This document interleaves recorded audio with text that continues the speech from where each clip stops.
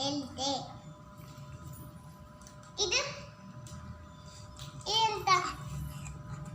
ನೀವೇ ಹೇಳಿ. ಇದು ಹಾಂ ಹೌದು, ಅದು ಸರಿ. ಆದರೆ ಅದು ಏನಂತ ಹೇಳಬೇಕು. ಪಕ್ಕದಲ್ಲಿರೋ ಅಕ್ಷರ ಯಾವುದದು? ಆನೆ. Very good. ಹಾಗೆ ಓದಬೇಕು.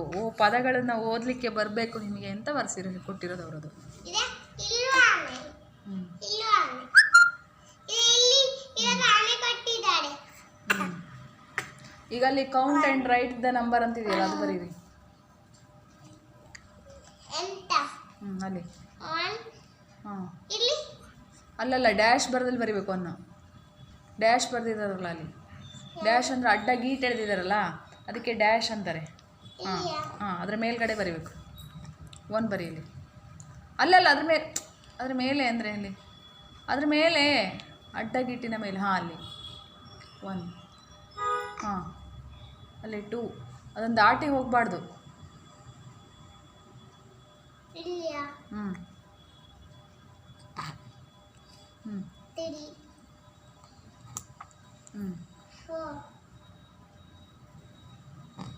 4 ಹಾಗೇನ ಬರಲಿಕ್ಕೆ? 4 ಹಾಗೇನ ಬರಲಿಕ್ಕೆ? ಅಳಿಸಿ ಸರಿಯಾಗಿ ಬರೀರಿ.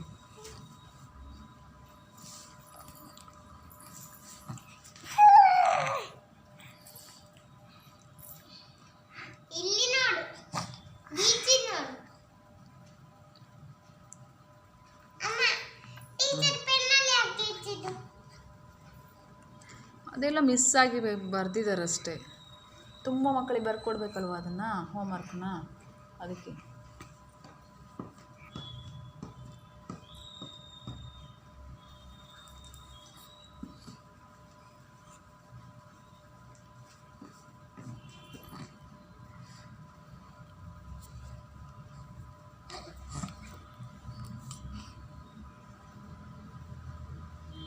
ಚೆನ್ನಾಯ್ತಾ? ಸೂಪರ್.